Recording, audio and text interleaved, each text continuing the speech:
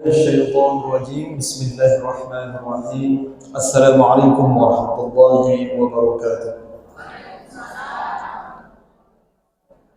الحمد لله الذي أنزل السكينة في قلوب المؤمنين ليزدادوا إيمانا مع إيمانهم وعلى ربهم يتوكلون. أشهد أن لا إله إلا الله وحده لا شريك له وأشهد أن محمدا عبده ورسوله لا نبي ورسول بعده. أما بعد، اللهم إني أسألك علما نافعا ورزقا طيبا وعملا متقبلا وأعوذ بك من علم لا ينفع. رب اشرح لي صدري ويسر لي أمري واحلل عقدة من لساني يفقه قولي. سبحانك لا علم لنا إلا ما علمتنا إنك أنت العليم الحكيم. أشهد أن لا إله إلا الله وحده لا شريك له وأشهد أن محمدا عبده ورسوله. اللهم صل وسلم على نبينا الكريم سيدنا ومولانا محمد وعلى آله وصحبه أجمعين. أما بعد، قال الله تعالى في كتابه الكريم: أعوذ بالله السميع العليم من الشيطان الرجيم. بسم الله الرحمن الرحيم. يا أيها الذين آمنوا اتقوا الله حق تقاته ولا تموتن إلا وأنتم مسلمون. وقال أيضا: يا أيها الناس اتقوا ربكم الذي خلقكم من نفس واحدة وخلق منها زوجها وبث منهما رجالا كثيرا ونساء واتقوا الله الذي تساءلون به والأرحام إن الله كان عليكم رقيبا. وقال أيضا: شهر رمضان الذي أنزل فيه القرآن هدى للناس وبينات من الهدى والفرقان فمن شهد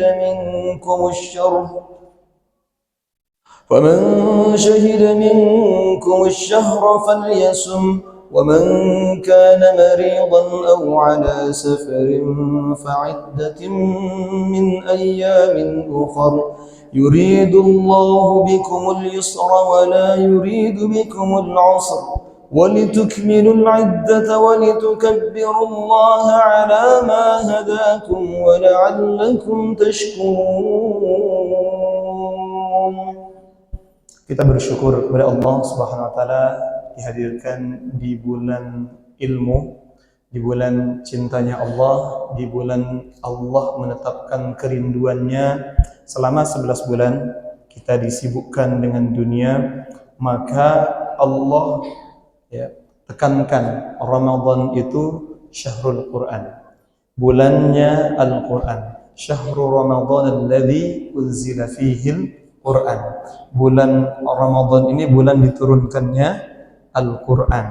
Maka Ramadan menjadi predikat turunnya Al-Quran adalah bentuk dari kerinduan Allah. Karena syarat dikatakan rindu itu harus banyak berkomunikasi. Ya enggak? Orang kalau sudah kangen pasti ingin menyambung komunikasinya. Nah, maka salah satu ibadah terbaik, dalam hadis disebutkan salah satu ibadah terbaik adalah membaca Al-Quran. Maka bulan Ramadan ini, apa hubungannya dengan Al-Quran? Itu sesuatu yang tidak bisa dipisahkan. Bulan diturunkannya Al-Quran sehingga bulan ini menjadi bulan yang paling mulia. Bulan Ramadan ini spesialnya apa?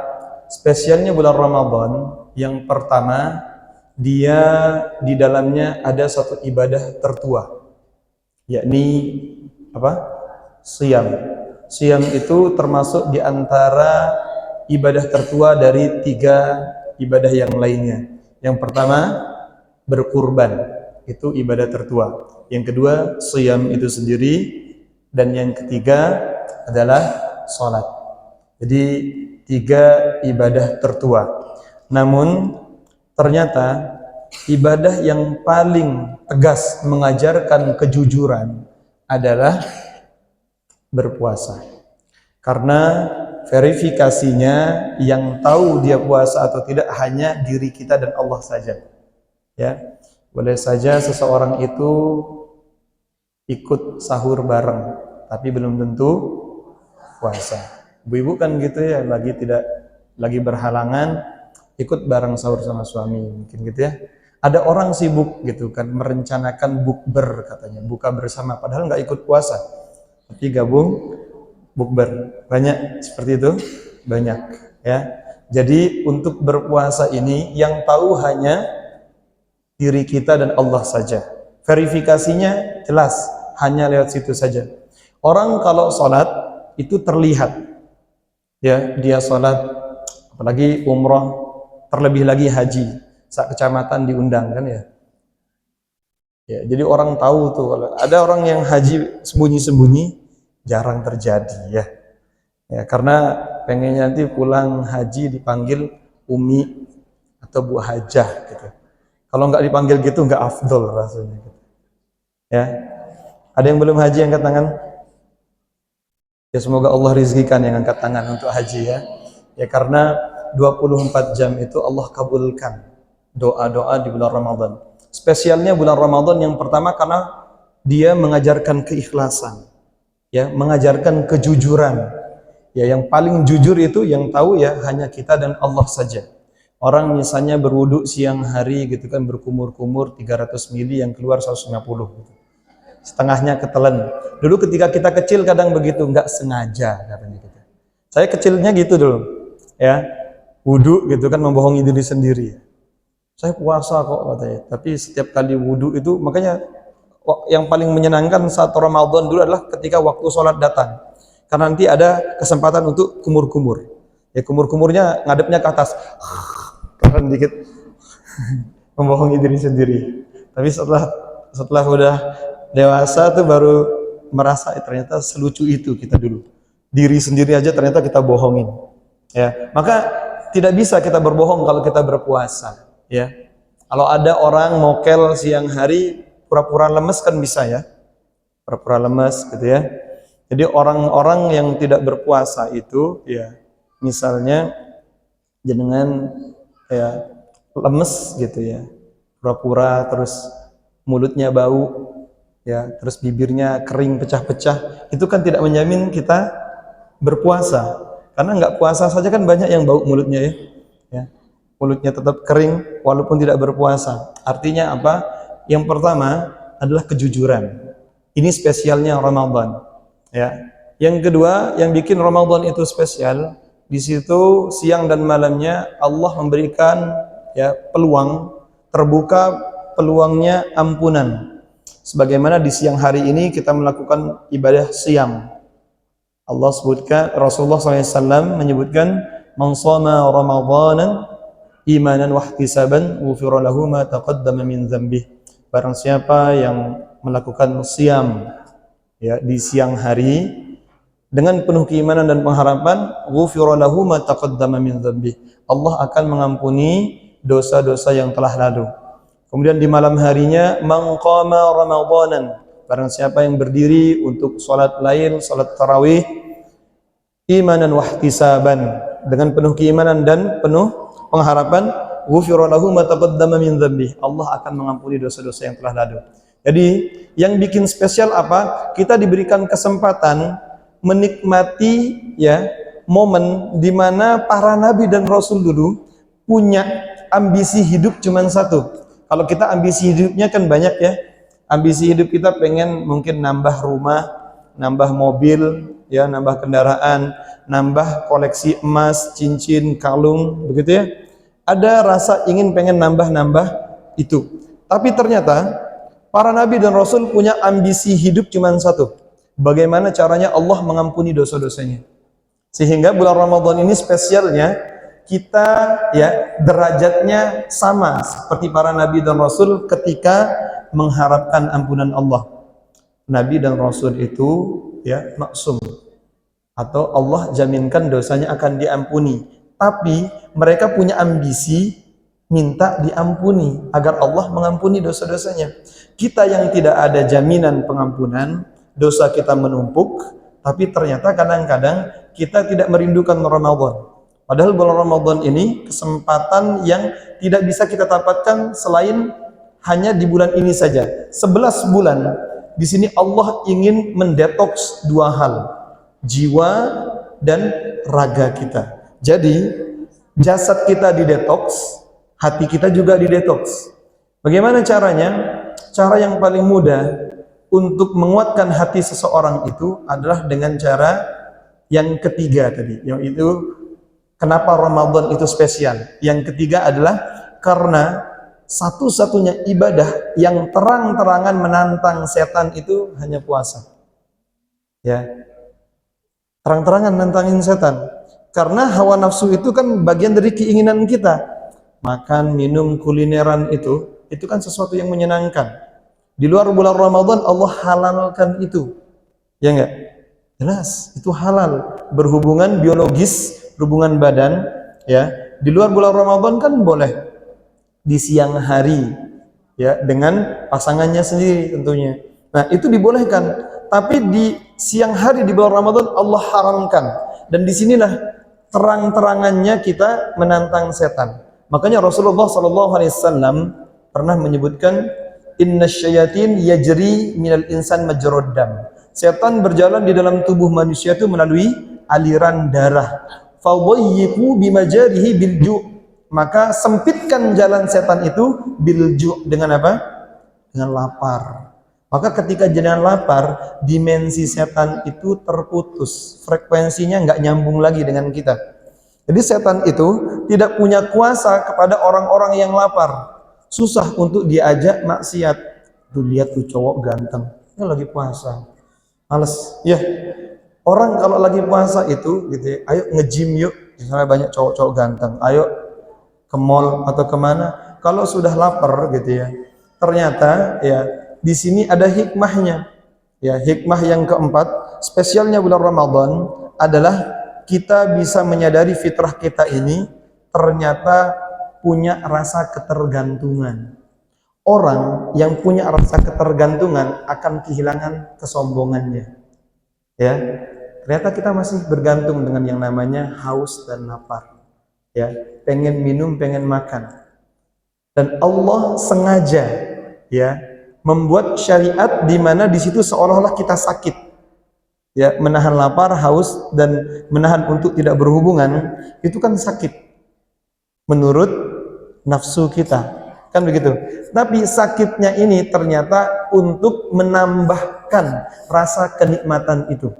Kita akan sadar bahwasanya makanan itu ternyata, ya, bisa nikmat kalau kita tahan sebentar. Jadi menahan sebentar ini bisa meningkatkan nilai kenikmatan. Meningkatkan nilai kenikmatan karena kita terbiasa menahan.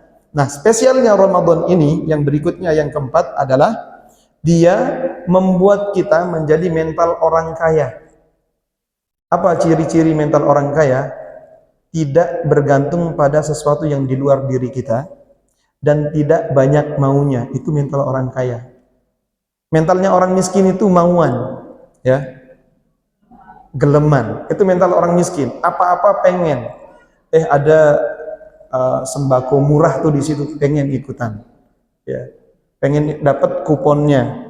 Ya, orang miskin begitu tuh mentalnya. Tapi kalau mental orang kaya, kita lihat di bulan Ramadan. Orang mental kaya tuh langsung bisa diklasifikasikan. Ketika datang bulan Ramadan, dia langsung sibuk. Masjid mana yang mau menerima sumbangan minuman, takjil, dan makan, buka, dan sahur. Kan begitu yang dicari. Itu mental orang kaya. Sukanya memberi. Tapi kalau orang yang mentalnya miskin, enaknya ya nyari takjil gratis di mana. Yuk ngabuburit, jalan-jalan, nanti ada bagi-bagi takjil di jalan gitu kan. Ngumpulin takjil gratis gitu. Nah, ini mentalnya miskin.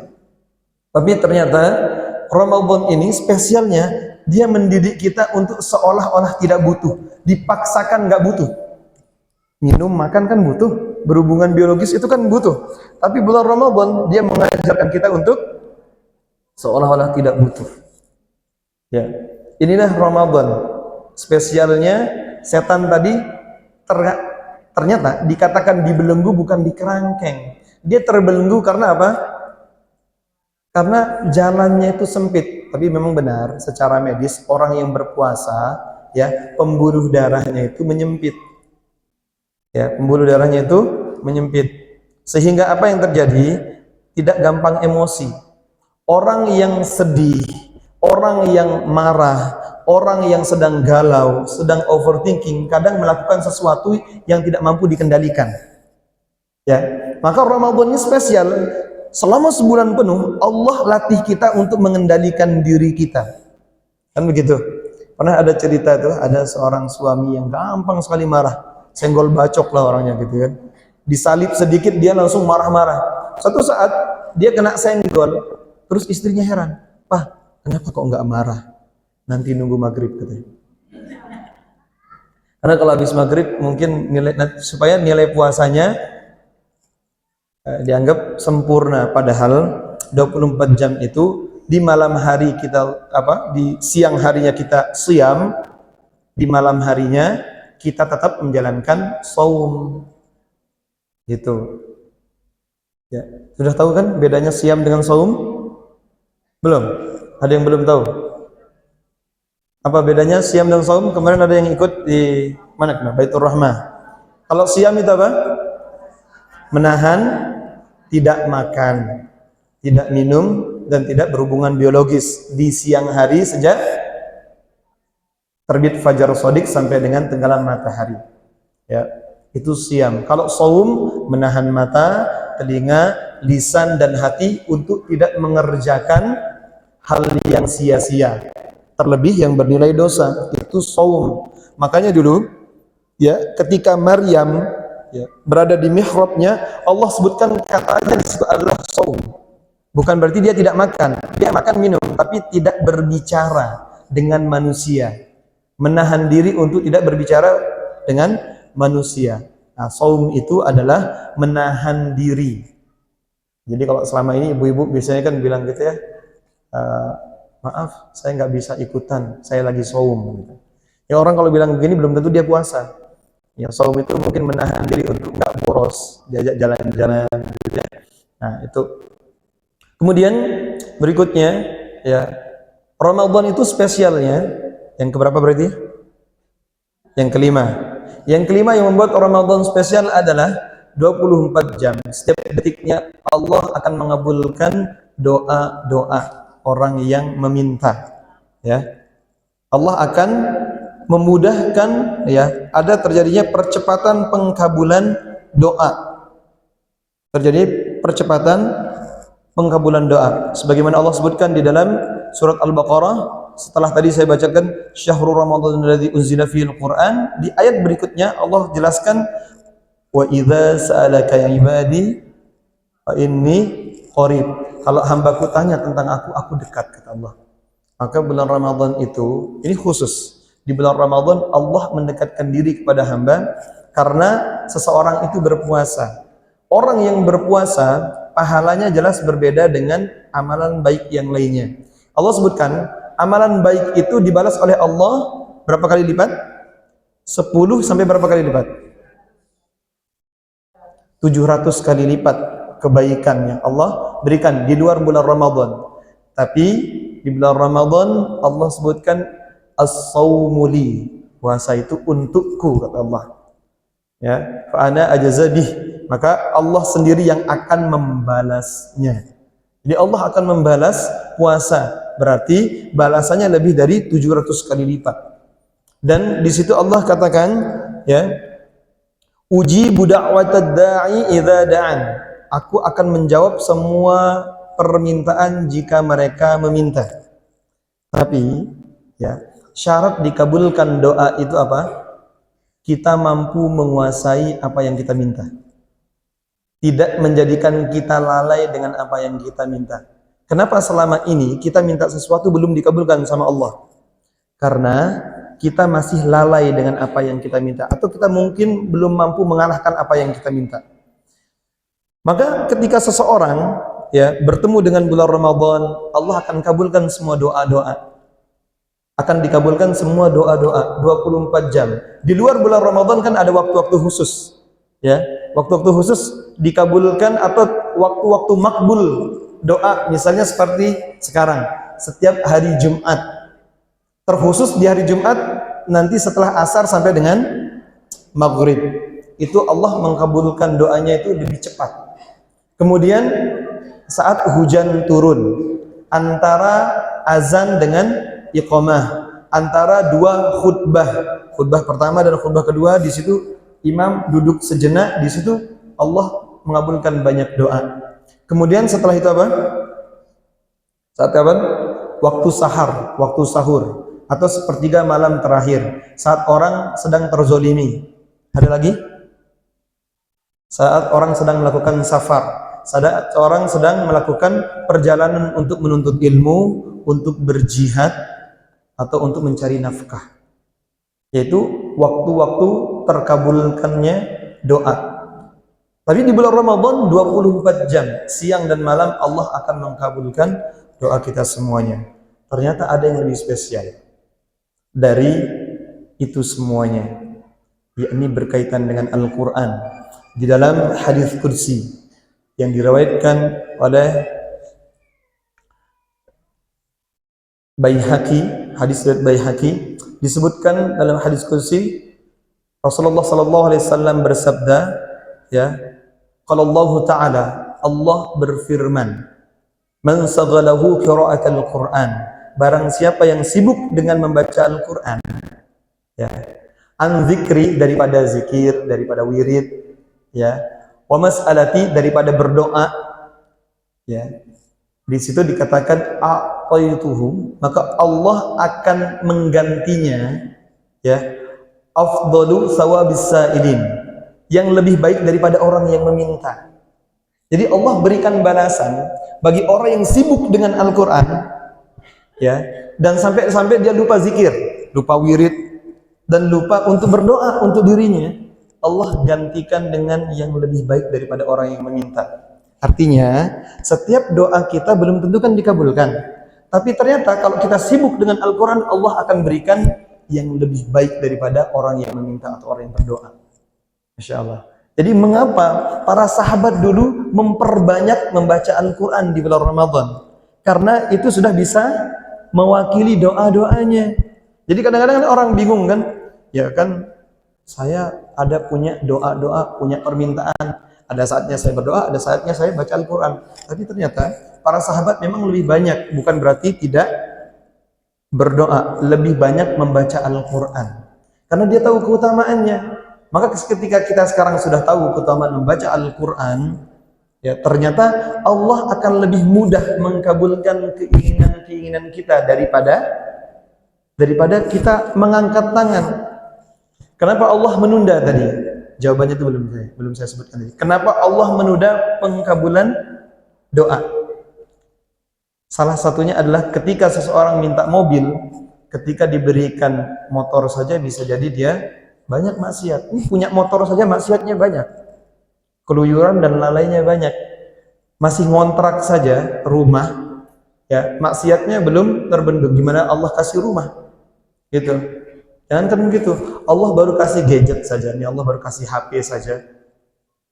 Ya. Berapa banyak waktu yang kita lalaikan? Berapa sholat yang kita tunda-tunda? Ya, karena gadget ini akhirnya, karena HP ini akhirnya anak kita terbengkalai untuk tidak diberikan perhatian secara maksimal. Bagaimana caranya Allah memberikan yang lebih dari itu hanya dengan HP saja, ya? Sibuk scroll TikTok, Instagram, YouTube, begitu ya. Habis sholat yang kita cari HP, bangun tidur yang kita cari langsung HP, kan begitu. Gimana caranya Allah berikan yang lebih banyak? Sedangkan HP saja belum mampu kita kalahkan. Maka para ulama kontemporer sekarang, mereka mengatakan salah satu ujian terberatnya umat akhir zaman sekarang itu adalah ngelawan ini, Bu. Ya, kalau di sini ada aplikasi Al-Quran, ada aplikasi kitab, silahkan. Ya. Tapi ternyata, ya, orang-orang ini ternyata karena ada masa peralihan, ibu-ibu, yang dulunya kita asik dengan televisi, TV, ya kan? Tapi TV kan nggak bisa dipercepat dan nggak bisa diganti. Sedangkan yang di HP itu, ya, Jenengan misalnya buka TikTok atau buka YouTube, di situ nonton CEO gitu ya. Tahu ya? Tahu ya? Yang berseri-seri gitu ya. Bikin penasaran gitu ya. Ya. Yang bikin apa namanya sekarang itu orang-orang yang suaminya ngojek, ternyata suamiku sedang menyamar. Dia adalah pemilik perusahaan besar sebenarnya. Jadi ya, ini pura-pura jadi kurir nih suamiku. Kalau dia punya perusahaan besar, nggak apa-apa tak ngutang, nanti toh juga nanti bakal dibayar sama dia, mateng gitu langsung ya. Karena kemarin tuh ada ternyata yang terinspirasi dari itu gitu ya. Akhirnya masuk ke restoran mahal, makan yang banyak sekalian. Nanti juga bapakku bayar katanya. Bapakku jangan-jangan ini pura-pura jadi orang miskin. Nah, jadi bulan Ramadan itu spesialnya karena Al-Quran itu menginstal sesuatu yang Allah sebutkan sebagai sesuatu yang mampu menghancurkan manusia, yakni lisan kita. Peperangan terbesar itu terjadi karena lewat lisan. Ya, bahkan pecahnya rumah tangga itu karena adu mulut gitu ya. Ya, lisannya itu tidak bisa dijaga. Memilih kata-kata yang tepat itu ya, itu berat bagi siapa? Bagi orang-orang yang diuji Allah dengan rumah tangga. Maka rumah tangga ini ya, itu cerminan Ibu-ibu. Ya, cerminan bagaimana kedekatan kita dengan Al-Qur'an.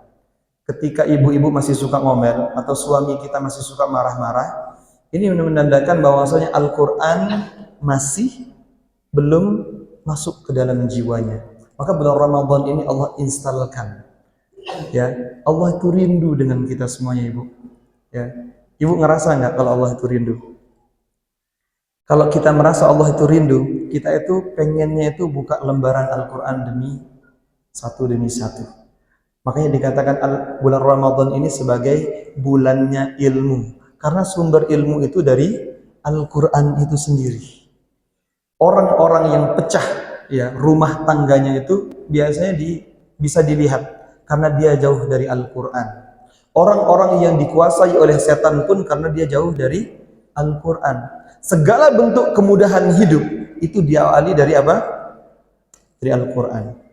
Jelas Allah sebutkan di dalam surat Thaha ayat 124, 125, 126. A'udzubillahi minasyaitonir rajim. Bismillahirrahmanirrahim. وَمَنْ أَعْرَضَ عَنْ ذِكْرِي فَإِنَّ لَهُ مَعِيشَةً ضَنكًا. Barang siapa yang enggan atau menjauh dari Al-Qur'an, tidak mau mempelajarinya, tidak mau membacanya, tidak mau untuk apa? Mentadabburinya, tidak mau untuk mengkaji isinya, fa inna lahu ma'isyatan dunka. Maka dia akan menemui penghidupan yang sempit. Ya. Ini pernah saya jelaskan di pertemuan sebelumnya. Apa itu penghidupan yang sempit? Kalau sakit tidak kunjung sembuh. Dia punya hutang gali lubang tutup lubang. Ya, tidak kunjung lunas dan terbayarkan. Ya, orang bergantung dengan judi online, ya, pinjaman online, ya. Jadi orang-orang yang jauh dari Al-Qur'an ini masalahnya itu bertambah-tambah. Ya. Jadi masalahnya itu tuh mungkin kecil. Kemarin saya bertemu dengan orang yang saya sarankan coba banyak baca Al-Qur'an. Saya punya masalah sama istri saya, kenapa kok malah justru disuruh baca Al-Qur'an? Apa yang terjadi? Dia menikah selama 35 tahun. Tapi gak pernah diskusi sama istrinya. Selalu gagal ngobrol, bayangin. Betah ya. Betah banget loh. Suaminya sabar banget ya. Sampai anak-anaknya bilang apa? Saya ya kalau jadi sampean gak kuat saya. Punya istri kayak gitu. Ibunya sendiri bilangin gitu. Bayangin. 35 tahun nikah, gak pernah ngobrol, ayo nanti baiknya gimana ke depannya. Ya ternyata saya tanya suaminya, bagaimana cara ngobrolnya sama istrinya? Ternyata diawali dengan ego. Maksudnya apa?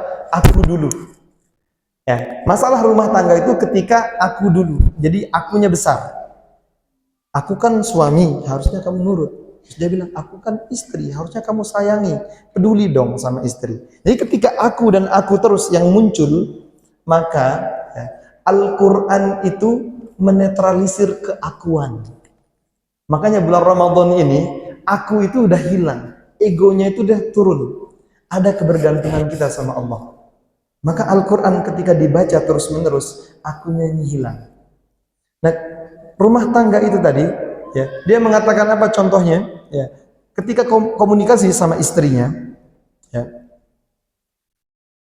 dia bukannya meminta, ya, meminta untuk menjalankan kewajiban, tapi yang dicari adalah hak dulu.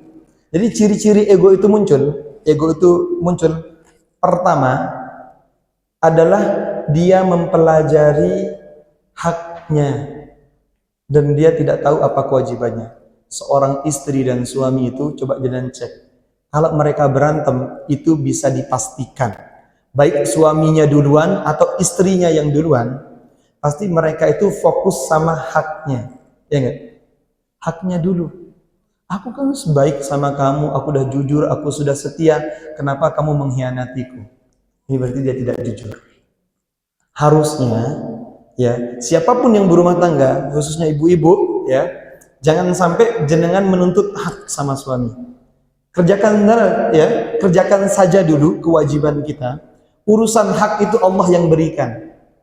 Karena menikah itu ibadah yang balasannya bukan dari suami, tapi dari Allah. Ketika kita jujur kemudian balasannya tidak jujur, di situ Allah sedang memberikan sesuatu yang lebih baik daripada yang kita harapkan. Kita kan ngarepnya suaminya lebih baik kan begitu. Padahal di situ Allah ya berikan 3 hal. Ya, yang pertama Allah hapuskan dosa-dosa kita. Ya, ketika jenengan tidak mendapatkan hak menurut kita, tidak sesuai dengan harapan kita, dan yang kita dapatkan adalah sesuatu yang menyakitkan, maka di situ disebutkan Allah hapuskan dosa-dosa kita. Yang kedua, Allah angkat derajat kita, dan yang ketiga, Allah berikan pahala unlimited tak terbatas.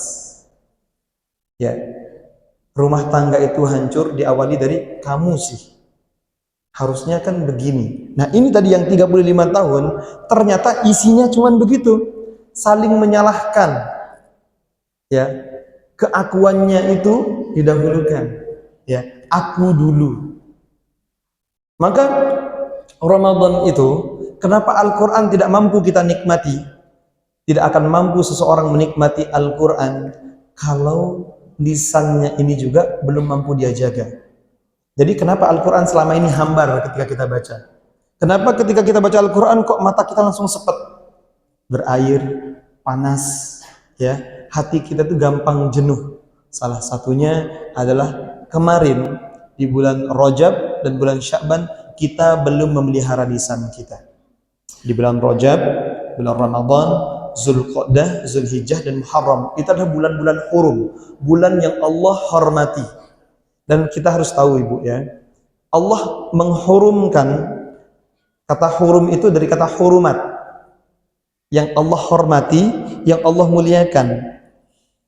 Allah titipkan Ramadan itu tujuannya cuma satu, ingin meningkatkan level atau kualitas kemanusiaan kita dan keimanan kita.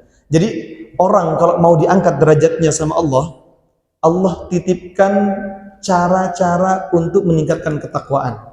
Salah satunya dengan Ramadan ini.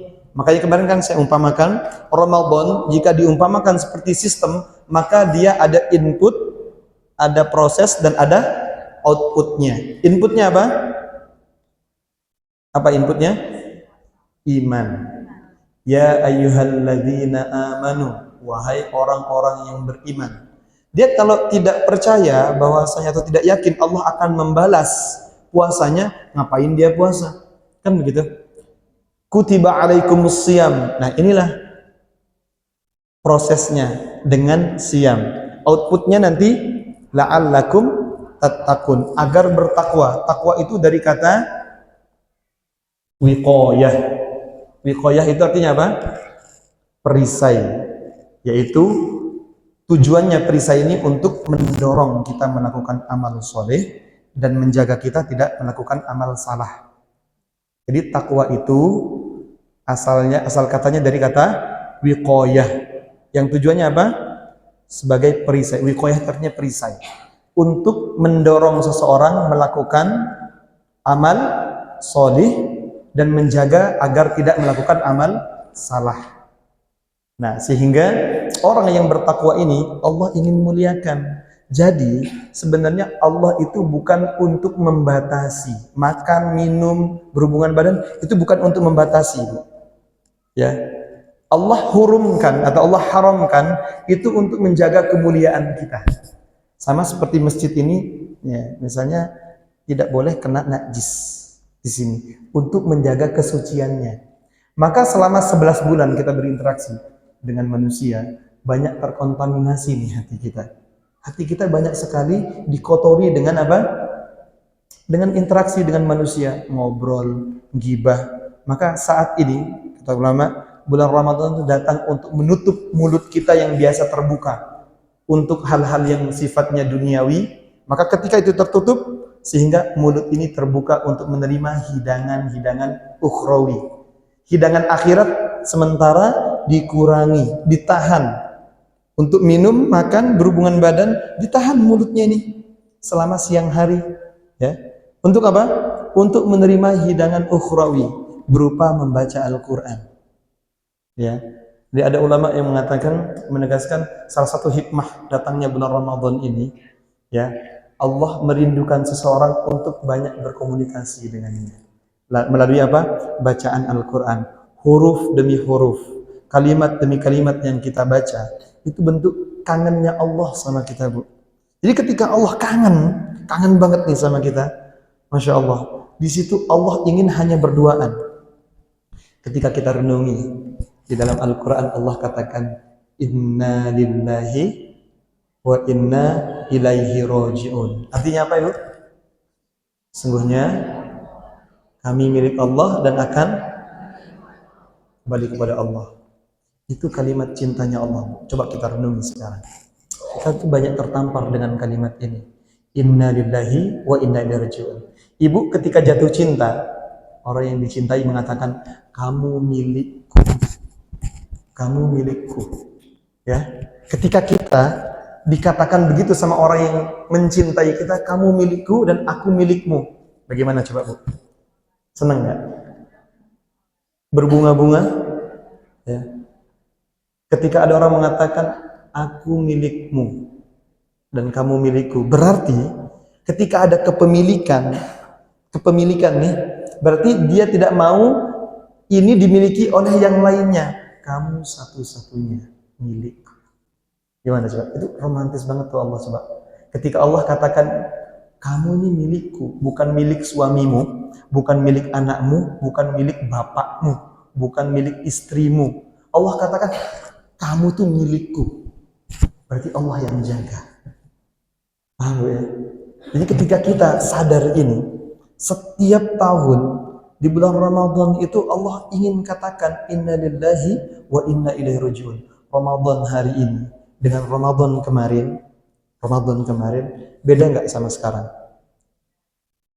Komponen dan komposisinya beda.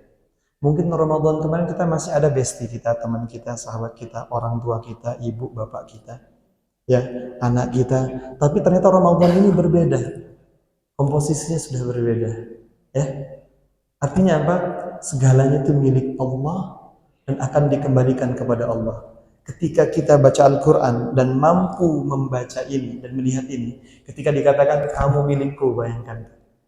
Coba Allah katakan begitu kepada kita, Ibu. Ini kita miliknya Allah, bukan miliknya siapa-siapa.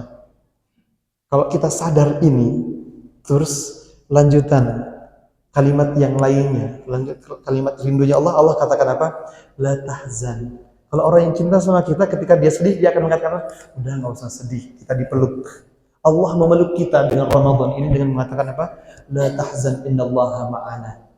Allah katakan tadi, fa idza sa'alaka ibadi inni qarib, aku tuh dekat. Kalau Allah sudah dekat, Allah awasi kita, Allah pelihara kita, Allah jaga kita, apapun kebutuhan kita Allah akan penuhi.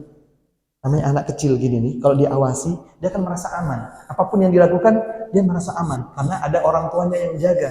Ketika dia tidak melihat mana orang tuanya, dia akan nangis. Ya enggak? Nah, lihat anak kecil, kehilangan orang tuanya, dia akan nangis. Begitupun hamba. Ketika kita kehilangan Allah, harusnya kita nangis. Kan begitu? Coba cek, ada Allah enggak di hati kita? Kita merasa enggak ditemani, diawasi oleh Allah?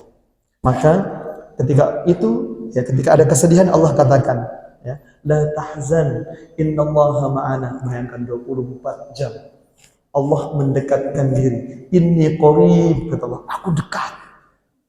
Insyaallah. La tahzan innallaha ma'ana.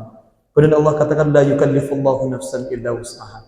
Allah tidak membebani seseorang kecuali atas kemampuannya. Artinya nggak mungkin dong anak sekecil ini misalnya gitu kan, nak minta tolong ambilkan galon itu nak. Pernah nggak ada orang tua begitu? Kan nggak bisa. Ya. Artinya apa? Allah mencintai kita itu seperti kita melihat anak kita misalnya melakukan pengorbanan. Karena anak kita mau belajar, mau sekolah, kemudian dia punya prestasi, dia lulus dengan itu, kita biasanya ngasih hadiah nggak ke anak-anak? Berat nggak ngasih hadiah? Ringan. Begitupun ketika kita ya melakukan apa yang diinginkan Allah. Puasa ini maunya Allah agar kita tenang dan agar kita bahagia. Ini maunya Allah, ingat ya, bukan maunya kita. Kalau ego kita kan maunya kulineran, ya enggak? Maunya minum, makan, maunya berhubungan biologis, itu kan maunya kita. Makanya ketika dikasih pilihan, contoh Rasulullah mencontohkan bulan Sya'ban banyak berpuasa. Kemarin Sya'ban banyak nggak puasa kita? Lebih milih mana kalau disuruh wajib puasa atau enggak? Kan milih enggak wajib. Ego kita lebih senang untuk yang ringan-ringan saja, yang tidak membebani kita. Padahal ketika berpuasa ini sesuatu yang spesial, Allah ya memberikan syariat seolah itu sakit, padahal untuk mendapatkan kekuatan. Sakitnya kita menahan, ini di sini Allah sedang memberikan kekuatan. Makanya dalam Al-Quran dikatakan la'allakum tashkurun tadi, ya di ayat terakhir disebutkan supaya kita bersyukur, ya di situ disebutkan ya di surat Al-Baqarah ayat 186 ya 185 di situ disebutkan ya yuridullahu bikumul yusra, Allah menginginkan kemudahan bagi kita. Apa itu? Kalau selama 30 hari kita berpuasa, jangankan 30 hari, kita hitung satu saja ya. Satu hari kita berpuasa kemarin, atau ini ada yang sudah 2 hari, ada yang hari ketiga ya sekarang. Kalau misalnya ini hari yang kedua, hari pertama saja, ternyata kalau menurut ilmu kesehatan ibu-ibu, ya, kadar kolesterol kita itu turun, gula darah kita itu turun, trigliserida kita turun, ya, dan termasuk lemak jahat di dalam jantung kita, di ginjal kita, di paru-paru kita, di pankreas kita, itu turun semuanya. Maksud yang di dalam darah kita. Dengan berpuasa, dikatakan oleh ini yang mengatakan adalah dokter ya, ahli medis. Dia mengatakan ternyata pengobatan yang terbaik atau dokter terbaik untuk tubuh kita adalah berpuasa. Ini kalau mubalik atau ustadz, kiai, syekh ngomong begitu, Allah itu mah dogma, itu mah cuman klasik tuh. Ya, walaupun Rasulullah mengatakan ya berpuasalah maka kamu akan sehat. Dan ternyata benar. Orang-orang yang ada virus di dalam tubuhnya, ada penyakit, ada sesuatu yang tidak baik, parasit, itu bisa dimakan oleh tubuh itu sendiri kalau kita berpuasa. Jadi selama jenengan tidak memasukkan minuman dan makanan dari jam tadi itu subuh sampai maghrib nanti, di situ ada yang disebut dengan autopagi. Apa itu autopagi? Dia makan dirinya sendiri. Tubuh kita tuh memakan hal yang tidak baik saja yang dimakan. Itu canggihnya puasa. Makanya Allah itu memaksakan kita sakit untuk yang lebih baik tubuhnya. Makanya orang yang berpuasa itu wajahnya lebih cerah. Kenapa? Karena banyak menahan hal-hal yang sifatnya duniawi. Makanya tadi saya katakan orang yang berpuasa itu mentalnya pasti kaya. Kalau sudah bisa menahan diri untuk tidak makan, ini kan kebutuhan dasar, makan dan minum, serta tidak berhubungan biologis, maka lebih mudah untuknya nanti tidak cekot keranjang kuning. Ya, ini jenengan masih mudah cekot keranjang kuning, ini berarti saumnya ini belum maksimal. Ya, cekot keranjang kuning itu kan sangat mudah untuk kita untuk menahannya. Ya, padahal kita sudah diajarkan selama 11 bulan kemarin. Ya, cekot. Kadang-kadang kalau sudah datang jenengan nyesel. Tapi sudah bolak-balik begitu, nggak kapok-kapok. Gara-gara apa? Gara-gara tanggal kembar. Ya, tanggal kembar itu ada ongkir gratis, ya, diskon besar-besaran, kan begitu. Itu yang membuat kita akhirnya nggak mampu menahan diri. Nah, makanya bulan Ramadan ini, ya, Al-Quran ketika kita install, apa yang Allah sebutkan tadi dalam surat Toha ayat 124, "Waman a'rada an dzikri fa inna lahu ma'isyatan donka." Lanjutan ayatnya, "Wa nahsyuruhu yaumal qiyamati a'ma." Dan di hari kiamat nanti kami akan kumpulkan mereka dalam keadaan buta. Maksudnya buta di sini adalah di dunia pun mereka tidak mampu mengenali skala prioritasnya. Ya. Tidak mampu mengenal skala prioritasnya. Wa nahsyuruhu yaumal qiyamati a'ma. Kemudian lanjutan ayatnya, qala rabbi lima hasyartani a'ma wa qad kuntu basira. Ya Allah, mengapa engkau bangkitkan kami atau kumpulkan kami dalam keadaan buta, padahal dulu di dunia kami bisa melihat. Ini adalah cerminan kita juga di dunia. Ya Allah, kenapa aku hidupnya susah? Kenapa hidupku sekarang ini ya begini-gini saja? Kenapa usahaku tidak lancar? Kenapa kok aku tidak kunjung sembuh? Padahal Allah sudah menawarkan Al-Quran sebagai penawar dari semua penyakit. Al-Quran itu diberikan sebagai apa? Pembuka dari segala kebuntuan. Makanya kalau misalnya sekarang kita punya anak, kok susah dibilangin? Coba kita cek, bisa jadi lisan kita ini belum tajam masuk ke anak itu, karena mulut kita yang ngomong ini adalah ego. Tapi kalau pesan-pesan Allah yang ngomong, itu dari hati. Ketika sesuatu itu berbicara dari hati, maka yang akan menerima adalah hati. Ketika itu datangnya dari otak, maka yang menerima adalah otak. Makanya kan misalnya ada ceramah, ada pengajian, itu akan ketahuan produk otak atau produk hati. Kalau itu adalah produk hati, minimal kerasnya hati kita itu, ya, walaupun tertutup pasti ada celah. Ya, pintu walaupun tertutup pasti ada celah. Ini pintu nih tertutup nih, ada nggak celah angin masuk di situ? Tetap ada. Celah itu selalu ada. Begitupun ketika setan tadi itu, ya, di bulan Ramadan itu kan katanya dipersempit jalannya, bukan ditutup, dipersempit sehingga menyulitkan setan, sehingga dia terbelenggu. Nah, begitupun Ramadan ini ketika kita baca Al-Quran, yang terjadi apa? Ego kita itu turun. Karena kita sedang berkomunikasi dengan Allah. Di situ Allah sedang tambahkan ilmu, di situ Allah sedang tambahkan kemuliaan, di situ Allah sedang menghapuskan dosa-dosa, di situ Allah sedang memudahkan doa-doa kita atau keinginan kita dikabulkan. Bayangkan, baca Al-Quran, ya, keuntungannya bukan hanya sekedar pahala yang tidak terlihat nanti, tapi hari ini juga kita baca Al-Quran, Allah berikan satu ketenangan di situ. Jadi nggak perlu beli obat penenang ke dokter. Atau ada orang yang susah tidurnya, baca saja Al-Quran. Kadang pernah ada orang yang bilang, saya tuh kalau nggak minum obat tidur, nggak bisa. Coba dengerin ayat ruqyah sebenarnya, tetap nggak bisa. Coba baca Al-Quran, males katanya. Coba paksakan, ngantuk katanya. Ya sudah, baca terus, paham ya? Jadi banyak orang, ini pernah ada orang kemarin ini sampai 2 tahun itu dia tidak pernah tidur kecuali maksimal 2 jam. Itu pun kaget-kagetan. Susah tidur. Harus minum obat dari dokter dulu baru dia bisa minimal tidur 3 sampai 4 jam. Itu dipaksakan, kan kasihan ginjalnya.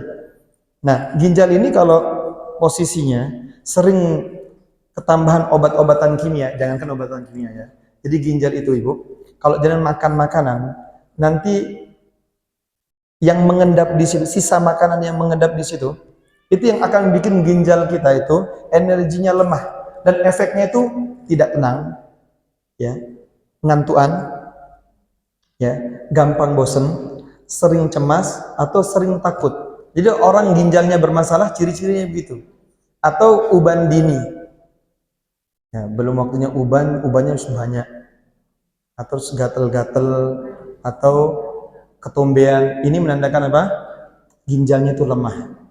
Yang paling ditakuti oleh ginjal itu es biasanya. Es. Makanya kalau bulan Ramadan buka puasa jangan, kalau bisa jangan pakai es. Kalau bisa ya. Karena kita sudah membersihkan ginjal kita, melatih ginjal kita selama 8 jam, lah kok ngeletek langsung es teler, es cincau, es semua jenis es ya. Itu ginjal kita tuh kaget. Orang yang gampang dikuasai setan itu adalah orang yang suka minum es. Loh, kok bisa? Ya. Ketika ginjal kita ya lembab, itu limpahnya juga ikut lembab. Saya tuh pernah menyimpulkan teman-teman itu, ternyata orang yang gampang kena gangguan jin, sihir, dan orang yang gampang kesurupan itu 3 orang. Sering telat sarapan, suka makan pedes, sama doyan minum es. Kenapa? Kok bisa nih nggak nyambung ini? Yang jualan geprek gitu nggak terima ini. Sing dodolan es nggak terima ini. Nggak apa-apa ya. Karena rezekinya dokter itu ada pada penyakitnya orang itu ya. Jadi uang jajan istrinya dokter itu ada pada ngawurnya jenengan. Jadi kadang butuh ya orang itu untuk ngawur makannya gitu ya. Jadi bukan berarti tidak boleh ya. Saya katakan tadi kalau mau sehat kurangi yang 3 tadi itu. Boleh pedas tapi jangan terlalu pedas. Boleh minum es tapi nanti harus ada makan dagingnya. Ya minimal kuning telur ya untuk ngimbangi, atau minum laos. Jadi orang yang ginjalnya bermasalah minum aja laos. Laos, tahu laos? Lengkuas. Itu jenengan rebus atau diseduh, dirajang. Nah itu bagus untuk menyehatkan ginjal. Ya kalau sahur kalau bisa pakai itu. Nah makanya kalau siang hari gini kok tenggorokan kering, pernah tahu nggak? Siang-siang kok tenggorokanku kering padahal tadi udah minum banyak. Atau terasa panas di tenggorokan. Itu yang menyebabkan apa? Minyak, Bu. Ibu kalau sahur pakai yang berminyak, tahu, kerupuk, gorengan-gorengan gitu ya. Ya, itu nanti siang harinya itu kering di sini atau terasa panas tenggorokan kita. Kalau kita konsumsi yang berminyak-minyak, kan rendang gitu, yang ada minyaknya pokoknya gitu ya. Nah, maka kalau mau tidak panas, caranya gimana? Minum yang hangat-hangat. Ya, minum yang hangat-hangat termasuk tadi minum laos, semua rimpang-rimpangan ya. Laos, jahe gitu ya. Kunyit, ya, kunci. Ditelan kunci. Kencur gitu. Nah, karena disebutkan juga dalam Al-Qur'an ya kan? Ya, itu adalah minuman surga, zanjabil. Zanjabil itu jahe. Yang mana salah satu fungsinya adalah untuk apa? Untuk meningkatkan antioksidan di dalam tubuh kita. Ini kan di Al-Quran itu diinformasikan semuanya. Kita tidak akan tahu keutamaan itu kalau kita nggak baca Al-Quran. Makanya bulan Ramadan ini kesempatan emas, Bu. Ya, kurangi ya megang HP. Jadi kalau punya Al-Quran di HP nggak masalah. Tapi kalau udah ada notif dari ayang gitu kan, dari kesayangan gitu kan. Siapa ayangnya? Ya kurir gitu, kurir. Udah nyampe mana nih gitu kan? Ya kan gitu ya. Atau ada pesanan gitu kan di situ. Ya enggak? Ini kalau udah ada notif di situ, sudahlah. Akhirnya Al-Quran dicuekin. Kalau kita jauh dari Al-Quran begitu, satu, hidup kita sempit. Yang kedua, kalau kita jauh dari Al-Quran, wa may ya'shu 'an dzikrir rahmani nuqayyid lahu syaitanan fa huwa lahu qarin. Barang siapa yang berpaling dari Al-Quran, nuqayyid lahu syaitanan, maka kami akan biarkan setan menguasai dirinya. Fa huwa lahu qarin. Dan itu akan menjadi temannya. Kalau setan sudah jadi temannya, ya sudah lengkap. Hidupnya sempit, setan jadi temannya. Akhirnya yang dilakukan bukan skala prioritasnya, bukan anaknya, bukan suaminya, bukan keluarganya, bukan usahanya, bukan ya, ibadahnya yang didahulukan. Tapi apa? Egonya. Nah, semua itu terjadi kenapa? Karena kita jauh dari Al-Quran. Maka Al-Quran ini adalah ruhnya orang yang siam. Orang mampu menahan diri untuk mau membaca, itu juga keutamaan dari siam.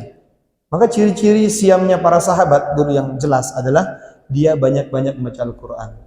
Karena Al-Quran ini tidak mampu masuk ke dalam hati seseorang kecuali lisan kita ini kita ucapkan. Jangan ucapkan terus menerus. Dan motivasi kita untuk membaca Al-Quran, kita tidak akan masuk juga kalau kita tidak tahu apa itu kandungan Al-Quran. Pernah kita bahas di Ramadan tahun lalu, ada 3 kandungan Al-Quran. Ada yang masih ingat? 3 kandungan Al-Quran? Ada yang masih ingat nggak? Yang pertama, kandungan Al-Quran itu adalah tujuan Al-Quran itu diturunkan. Ya, tujuan Al-Quran itu diturunkan, itu kandungannya.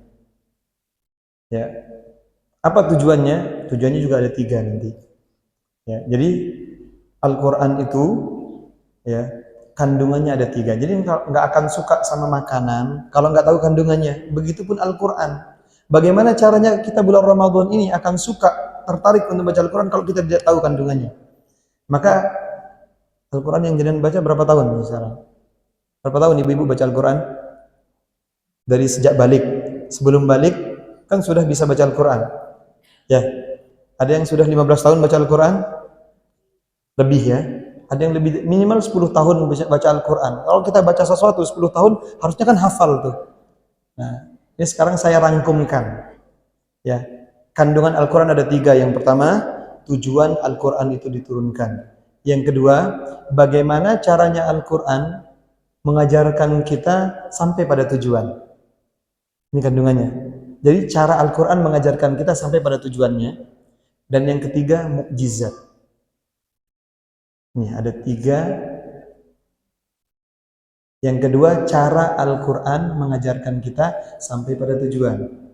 Yang pertama itu kan tujuan Al-Quran diturunkan itu sendiri. Ya. Jadi apa tujuan Al-Quran diturunkan? Nanti caranya untuk sampai tujuan. Dan yang ketiga adalah mukjizat. Itu 3 kandungan Al-Quran. Yang pertama, tujuan Al-Quran diturunkan. Apa tujuan Al-Quran diturunkan? Ada 3 tujuannya. Diceritakan dalam sebuah hadis. Dulu dari Umar bin Khattab, Rasulullah sedang bermajelis, ya, bermajelis dengan Rasulullah di Masjid Nabawi. Kemudian tiba-tiba ada datang seorang laki-laki tampan. Laki-laki tampan, kemudian rambutnya sudah disisir. Tapi ini orang nggak dikenal, ini bukan orang Madinah jelas. Ya, ini bukan orang Madinah. Berarti orang luar. Kalau orang luar berarti ya dia habis melakukan perjalanan yang jauh. Tapi kata Umar bin Khattab, pada saat itu dia tidak ada tanda-tanda dari perjalanan yang jauh. Bajunya rapi, wangi, rambutnya tersisir, wajahnya cerah. Orang kan minimal kalau habis dari jalan kena knalpot gitu ya, kena debu gitu kan. Rambutnya acak-acakan mungkin gitu. Ini enggak. Orang seperti baru habis mandi selesai terus datang kepada Rasulullah. Kemudian dia tanya kepada Rasulullah, "Ya Muhammad, apa itu iman, apa itu Islam, apa itu ihsan?" Nah, inilah tujuan Al-Quran diturunkan. Iman, Islam, dan ihsan. Ya. Kemudian ketika ditanya tentang iman, Rasulullah menjawab dengan rukun iman. Rukun iman ada berapa ibu-ibu? Nah, kemudian ketika ditanya tentang Islam, Rasulullah menjawabnya dengan rukun Islam. Ya. Ketika ditanya tentang ihsan, Rasulullah menjawab, engkau beribadah kepada Allah seolah engkau mampu melihat Allah, seolah engkau melihat Allah. Kalau tidak mampu, maka engkau yakin bahwasanya Allah melihatmu. Itu ihsan. Maka yang pertama tadi apa? Iman. Ini berkaitan dengan akidah, tauhid. Jadi tujuan Al-Quran diturunkan yang pertama adalah untuk menegakkan akidah, menegakkan tauhid. Kemudian yang kedua, rukun Islam ini kaitannya dengan syariat. Syariat. Dan yang ketiga, yaitu ihsan, kaitannya dengan akhlak. Nah, itu jadi kandungan Al-Quran itu ada 3. Yang pertama apa tadi? Tujuan Al-Quran diturunkan. Tujuannya apa? 3. Apa saja? Iman, Islam, ihsan. Iman itu kaitannya dengan akidah. Islam itu kaitannya dengan syariat, ihsan itu kaitannya dengan akhlak. Itu puncaknya.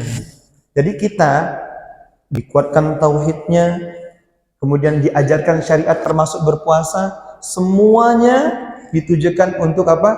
Untuk akhlak yang baik. Ma bu'istu liutammima makarimal akhlak. Aku tidak diutus kecuali untuk memperbaiki akhlak. Makanya puasa ini memperbaiki akhlak seseorang. Sebulan penuh jenengan kan nggak ngomel-ngomel lagi kan ya. Lebih banyak diemnya, lebih banyak nahannya ya. Yang biasanya siang hari yuk ngopi, sekarang nggak ada. Nanti paling bukber kan begitu. Jadi jatah gibahnya berkurang. Ya kan nahan-nahan mau gibah kan puasa nih gitu kan. Jadi nahan tuh. Maka akhlak kita juga dilatih selama bulan Ramadan. Itu tujuan Al-Qur'an diturunkan. Kemudian yang kedua tadi apa? Cara Al-Qur'an mengajarkan kita sampai pada tujuan, supaya akidah kita kuat, supaya kita mudah untuk menjalankan syariat, supaya akhlak kita baik. Bagaimana caranya? Salah satu caranya adalah dengan memberikan kisah-kisah. Maka sepertiga dari Al-Quran isinya tentang cerita, kisah-kisah orang-orang terdahulu. Karena orang kalau sudah diceritakan tentang sesuatu itu biasanya lebih mudah menerima. Jangan berdiri di situ. Di situ kemarin ada orang kesetrum. Jangan pegang tuh, itu ada setrumnya. Kalau sudah dibilangin begitu, mau nggak dia nyoba-nyoba? Masa sih gitu terus. Ini kan konyol nih orang. Paham ya? Dulu ada orang berbuat maksiat begini, hukumannya Allah seperti ini. Maka dulu ada kaum Ad, kaum Samud, ada Fir'aun, kan begitu? Ada Haman, ada banyak-banyak orang-orang yang zolim. Maka tidak kita lakukan. Ada orang-orang sukses. Jadi di situ Al-Quran kan kisahnya hanya dua, kisah orang sukses sama kisah orang gagal, kan begitu. Tinggal kita ambil yang mana. Itu salah satunya. Kemudian Al-Quran mengajarkan kita dengan cara apa? Memberikan apa? Memberikan janji dan memberikan ancaman. Ada janji dan ancaman. Kamu kalau melakukan ini nanti dapatnya ini loh. Ya, kalau kamu seperti ini nanti kamu dapatnya ini. Dan ada ancaman juga di situ. Ini jam berapa sekarang? 10:30. Saya selesaikan ini dulu ya. Jadi cara Al-Quran mengajarkan kita itu, yang pertama apa tadi? Dengan kisah. Maka sepertiga Al-Quran isinya tentang kisah. Ya. Kemudian yang kedua dengan memberikan janji. Yang ketiga dengan memberikan ancaman. Ya. Dan yang keempat apa? Ada yang tahu? Dengan memberikan perumpamaan-perumpamaan, dengan menunjukkan tanda-tanda kebesaran Allah di langit dan di bumi. Allah ceritakan tentang apa saja dalam Al-Quran? Laut yang tidak menyatu, ya. Kemudian ada sungai yang mengalir di dalam laut, ada api yang membara di dalam laut, bulan pernah terbelah, ya. Jadi Allah beritakan ya tentang kemukjizatan juga di situ. Maka ya kandungan Al-Quran yang terakhir yaitu tentang kemukjizatan secara bahasa, secara angka, masya Allah, itu luar biasa. Jadi kalau kita tahu itu semuanya, bagaimana kemukjizatan Al-Quran itu sangat luar biasa. Salah satunya kemukjizatan Al-Quran yang tidak mampu ya ditandingi oleh kitab-kitab yang lain sekarang adalah Al-Quran menceritakan sesuatu yang belum terjadi akhirnya terbukti. Misalnya ada 5 hal yang belum pernah terbukti. 1 hal terbukti, maka 4 ini orang masih ragu. 2 hal terbukti, orang sudah mempertimbangkan. Kalau 3 hal sudah terbukti, 2 belum, ya kebacut nih kalau orang ragu. Minimal dia di tengah-tengah. Kalau 4 sudah terbukti, tinggal akhirat nanti. Berita tentang akhirat nih yang belum terbukti, kan begitu. Tentang kiamat dan akhirat. Tapi yang 4 ini kan sudah banyak terbukti. Ya. Jadi bukti-bukti Al-Quran, dan tidak mungkin kebohongan itu langgeng sampai 1400 tahun. Tidak akan ada. Contohnya sekarang Injil atau dijadikan Bible. Bible itu kan sudah hasil tulisan manusia. Maka banyak pertentangan di situ. Akhirnya ada yang dihapus, ada yang ditambahkan, ada yang dihapus, ditambahkan. Jangan tahu. Bible itu ya sekarang jenisnya sudah 75 jenis. Masing-masing gereja Biblenya beda-beda, isinya beda-beda. Al-Quran di belahan dunia manapun Al-Qurannya tetap sama. Ya. Tidak ada yang berbeda. Itulah kemujizat Al-Quran. Allah yang menjaganya. Maka siapapun yang menjaga Al-Quran, Allah akan menjaga dirinya. Siapapun yang biasa membaca Al-Quran di dalam lisannya, Allah akan jaga kita, ibu. Pasti itu. Sehebat apapun jenengan sekarang merasa takut, innallaha ma'ana. Allah bersama kita. Ya, Allah bersama kita, kita miliknya Allah. Jadi nggak usah takut, Bu. Diancam sama pemerintah, diancam sama siapapun itu, sama siapapun yang mengancam. Mana ada teori yang mengatakan bahwasanya nanti akan ada pemadaman selama berminggu-minggu. Nah, ada teori begitu kan? Nanti nggak ada listrik, berarti udah nggak ada internet. Kalau nggak ada internet, kita udah nggak bisa bergantung dengan apapun. Kulkas nggak kepake, mobil listrik nggak kepake, ya, nggak bisa pakai magicom, harus kembali ke kayu lagi. Tapi udah diprediksikan oleh Rasulullah, nanti mesin-mesin ini pada mati semuanya, udah nggak ada handphone, udah nggak ada gadget, sudah akan kembali ke seperti semula. Maka Ramadan itu, maka umat yang paling siap menerima itu siapa? Umat Islam. Karena dia sudah terbiasa puasa, gitu. Kita sudah biasa menahan diri, sudah bisa menahan ego. Bayangkan, makanya dikatakan 11 bulan kita nanti adalah cerminan Ramadan kita ini. Dan Ramadan kita ini adalah cerminan bagaimana kedekatan kita dengan Al-Quran. Ciri-cirinya apa? Orang kalau sudah bertemu, ya, dengan bulan Ramadan, di ujung Ramadan, setelah Ramadan apa namanya bulannya? Bulan Syawal. Bulan Syawal itu dari kata syala, yang artinya meningkat. Berarti bulan Ramadan ini kalau kita banyak baca Al-Quran, bulan Syawal nanti ada peningkatan. Kalau nggak ada peningkatan, berarti Ramadan kita ini bukan gagal, kurang maksimal. Ya, kurang maksimal. Ya, makanya dikatakan di situ tadi, ya, ya, Allah ingin memudahkan kita, ya. Yuridullahu bikumul yusra wa la yuridu bikumul usra. Ya. Kemudian nanti kalau sudah, ya, kemudian dikatakan di situ walitukmilul iddah. Ya. Maka sempurnakanlah jumlahnya. Kalau misalnya kita nggak ngelihat ini ragu-ragu, ini tanggal 29 atau tanggal 3 atau tanggal 1 Ramadan, maka sempurnakan. Kalau nggak kelihatan hilalnya, berarti lanjutkan Ramadannya sampai 30 hari digenapkan. Walitukminul iddata walitukabbirullah. Maka besarkan nama Allah dengan apa? Bertakbir. Allahu akbar, Allahu akbar. Kemudian dikatakan di situ ala ma hadakum, karena Allah telah memberikan petunjuk bagi kalian, wala'allakum tashkurun, sehingga kita mengucapkan walillahil hamd. Allahu akbar, Allahu akbar, Allahu akbar, walillahil hamd. Nah, itu perintahnya. Maka orang yang mampu ini, maka nanti di situ Allah katakan, ya, ujibu da'watad da'i tada'an, aku akan kabulkan semua permintaan-permintaan. Sehingga dikatakan bulan atau Aid al-Fitri, kita kembali, Aid artinya kembali, Fitri artinya fitrah, kembali menjadi hamba yang penuh dengan rasa syukur dan penuh dengan rasa sabar. Maka ciri-ciri Ramadan kita diterima, nanti kita mudah di bulan Syawal itu puasa sunnah. Ya, kalau berat puasa sunnahnya di bulan Syawal, balas dendam, berarti Ramadan kita tidak maksimal, bukan gagal, ya. Allahu a'lam bishawab. Silakan kalau ada tanya jawab. Ada pertanyaan? Silakan. Yang bertanya. Ada? Silakan. Waalaikumsalam. Kalau hari-hari biasa, biasanya saya punya guru itu kayak Al-Quran gitu, jadi kami yang terus atau kadang-kadang saya tuh begini, saya mengejar jus, kayaknya kayak benar-benar gitu, tapi mungkin apa ya, tidak paham, asal baca gitu, tapi itu paham. Terus itu gimana Pak? Saat-saat yang banyak-banyak hantam atau kita sedikit tapi paham. Ya, dulu Waalaikumsalam. Dulu ketika Rasulullah diturunkan Al-Quran, dibacakan oleh Jibril, Rasulullah itu saking antusiasnya, langsung ngikutin apa yang diucapkan oleh Jibril, dipercepat supaya aku hafal. Jadi Rasulullah misalnya, Alhamdulillahirrabbilalamin, Alhamdulillahirrahmanirrahim, Ar-Rahmanirrahim, beliau terburu-buru.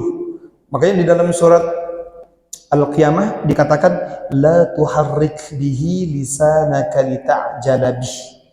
Janganlah kamu terburu-buru untuk mengucapkan Al-Quran ini agar cepat-cepat menguasainya.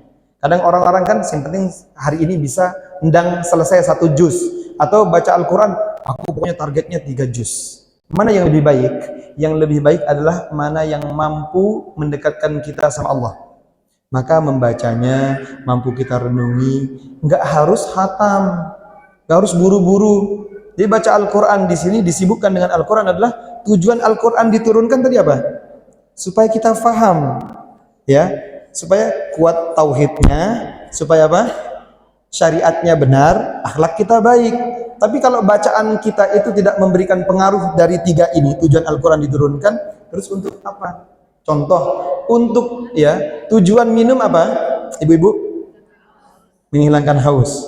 Itu saja. Supaya tetap hidup, Ibu ya. Ya.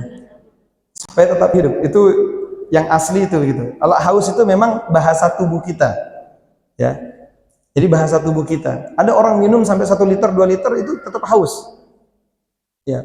Berarti kan bukan menghilangkan haus minum itu, tapi untuk tetap hidup. Memang itu kebutuhan kita. Maka kalau ada orang melakukan sesuatu, ya, melakukan sesuatu, contoh tadi, ada orang punya masalah dengan ginjalnya dan punya masalah dengan pankreasnya, itu panas, minum banyak tapi nggak hilang-hilang hausnya dan tetap kerasa ini, berarti hentikan minumnya. Cek apa yang konslet di situ. Sama seperti Al-Quran udah dibaca panjang banyak, tapi akhlaknya belum baik. Masih suka gibah, masih suka nyinyir, omongannya menyakitkan, ya, masih suka debat, berarti bacaan Al-Qur'annya belum maksimal, bukan gagal ya, belum maksimal. Jadi maksimalkan. Dengan cara apa? Perbaiki niat kita dulu. Jadi para sahabat itu tidak menambah 10 ayat sebelum 10 ayat itu mampu dia pahami dan mampu ia kerjakan. Jadi yang terbaik itu adalah sesuatu yang bisa mendekatkan diri kita kepada Allah. Makanya kan pernah diumpamakan, lebih baik mana? Dan diumpamakan ada ya jeruk, gitu kan? Jeruk 1 kilo busuk, ya, atau 1 kilonya bagus, tapi 1 truknya itu busuk. Lebih baik yang mana? 1 truk atau 1 kilo? Lebih baik 1 truk tapi tidak busuk, gitu kan ya. Nah, itu pilihan ketiganya ibu-ibu selalu begitu ya. Jadi bagus gitu. Allah alam. Jadi begitu Bu ya. Baik, setelah ini kita praktekkan ruqyah. Gimana ruqyah nih bulan Ramadan? Nanti muntah? Insyaallah enggak. Ya. Insyaallah enggak muntah ya. Tadi saya telat ya menyampaikan untuk airnya. Ada yang sudah bawa air?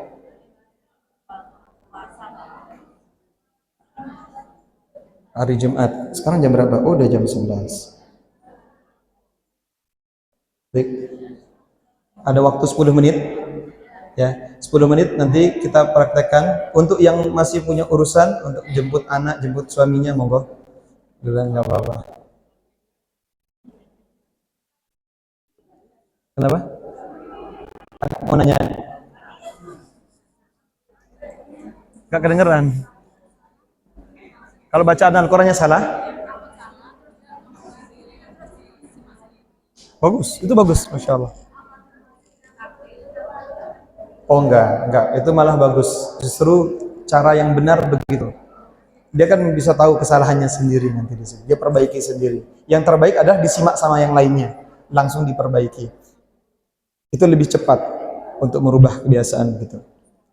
Baik, di sisa waktu untuk yang merasa ada keluhan, ada sakit, ada sesuatu di dalam tubuh, ya, saya bacakan sekitar 10 menit, mohon izin ya, supaya Allah mudahkan hati kita lebih mampu menerima ya. Ya, hari Jumat sekarang ya. Baik, tangan kanannya di dada, tangan kirinya di perut. Ibu-ibu kalau gampang geringgingan boleh diluruskan kakinya. Boleh diluruskan kakinya. Tangan kanannya di jantung, tangan kirinya di perut. Diniatkan untuk apa? Niat utamanya adalah untuk mengembalikan kenikmatan dalam beribadah. Untuk Kalau seandainya rizki kita tidak lancar, supaya Allah mudahkan rizkinya, ya. Yang susah jodohnya, supaya jodohnya mudah. Yang susah punya anak, Allah mudahkan. Yang masih punya hutang, supaya Allah mudahkan pelunasan hutangnya, ya. Yang masih belum bisa istiqomah membaca Al-Quran, supaya Allah mudahkan. Baik, awali dengan ta'awudz dulu. A'udzubillahi minasyaitonir rajim. A'udzubillahi minasyaitonir rajim. A'udzubillahi minasyaitonir rajim. Bismillahirrahmanirrahim. Ini baca la ilaha illallah 3 kali. La ilaha illallah. La ilaha illallah. La ilaha illallah. Dan istighfar dalam hati. Astaghfirullahaladzim. Sambil simak apa yang saya baca, nanti sambil diaminkan, ya. Istighfar sambil diaminkan hajat-hajatnya. A'udzubillahi minasyaitonir rajim. Bismillahirrahmanirrahim. Innal hamdalillah innal hamdalillah nahmaduhu wa nasta'inuhu wa nastaghfiruh wa na'udzu billahi min shururi anfusina wa min sayyiati a'malina.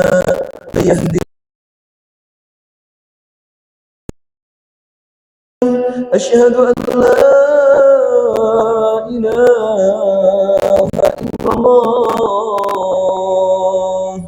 أشهد أن لا إله إلا الله وحده لا شريك له وأشهد أن محمدا عبده ورسوله اللهم صل على محمد اللهم صل على محمد وعلى آل محمد كما صليت على إبراهيم وعلى آل إبراهيم إنك حميد مجيد أسأل الله العظيم رب العرش العظيم أن يشفيك بسم الله أرقيكم من كل شيء يؤذيكم ومن شر كل نفس أو عين حاسد الله يشفيكم بسم الله أرقيكم بسم الله الذي لا يضر مع اسمه شيء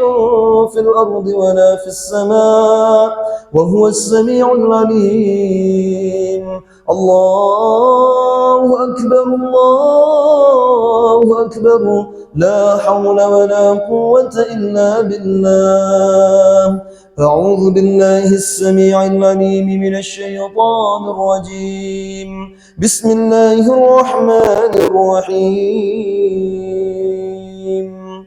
الحمد لله رب العالمين الرحمن الرحيم مالك يوم الدين إياك نعبد وإياك نستعين اهدنا الصراط المستقيم صراط الذين أنعمت عليهم غير المغضوب عليهم ولا الضالين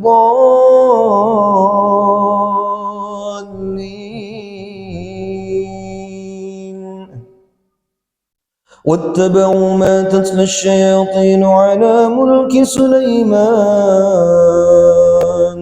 وما كفر سليمان ولكن الشياطين كفروا يعلمون الناس السحر وما أنزل على الملكين ببابل هاروت وماروت وما يعلمان من أحد حتى يقولا إنما نحن فتنة فلا تكفر فيتعلمون منهما ما يفرقون به بين المرء وزوجه وما هم بضارين به من أحد إلا بإذن الله ويتعلمون ما يضرهم ولا ينفعهم ولقد علموا لمن اشتراه ما له في الآخرة من خلاق ولبئس ما شروا به أنفسهم لو كانوا يعلمون ولو أنهم آمنوا واتقوا لمثوبة من عند الله خير لو كانوا يعلمون الله أكبر الله أكبر لا حول ولا قوة إلا بالله لا حول ولا قوة إلا بالله لا حول ولا قوة إلا بالله أعوذ بالله السميع العليم من الشيطان الرجيم بسم الله الرحمن الرحيم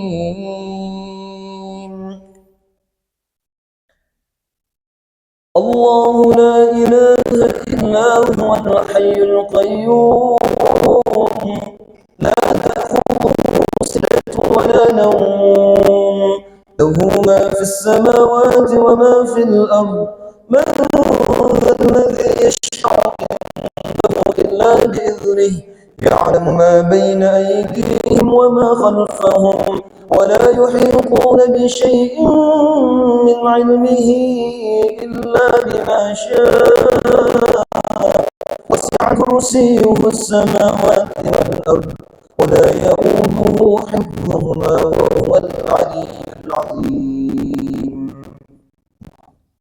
Sekarang angkat tangannya, baca Ikhlas Al-Falaq An-Nas, tiup kedua telapak tangannya. Bismillahirrahmanirrahim. Qul huwallahu ahadun samad lam yalid walam yulad walam yakul lahu kufuwan ahad. Bismillahirrahmanirrahim. Qul a'udzu birabbil falaq min syarri ma khalaq wa min syarri ghasiqin idza waqab min syarri nafathati fil 'uqad min syarri hasidin idza hasad.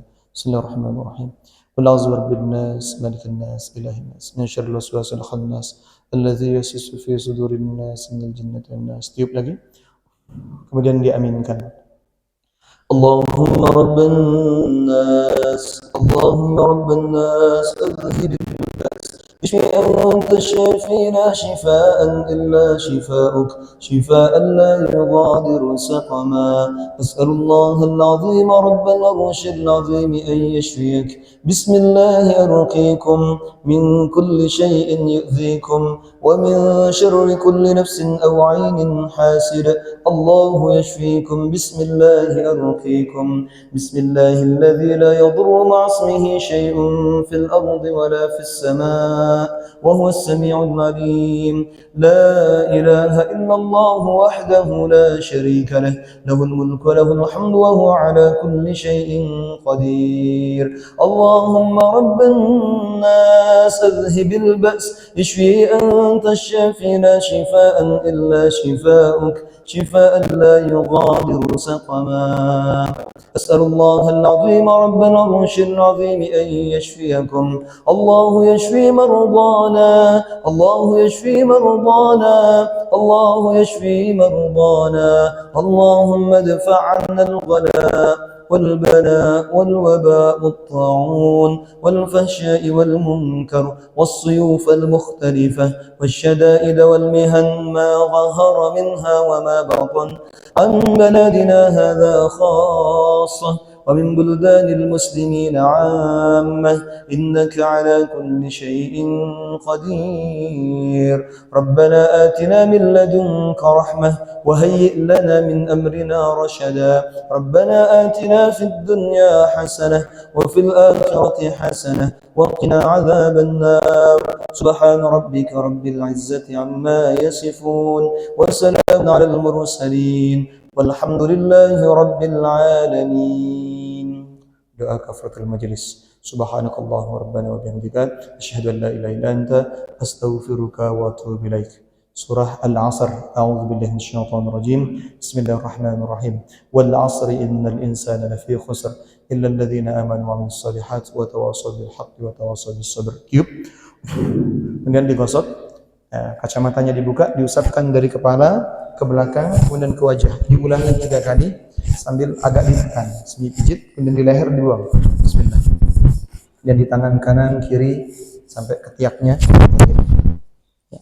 depan belakang, kaki kanan, kaki kiri semuanya diluruskan kakinya, punggungnya semuanya diusapkan.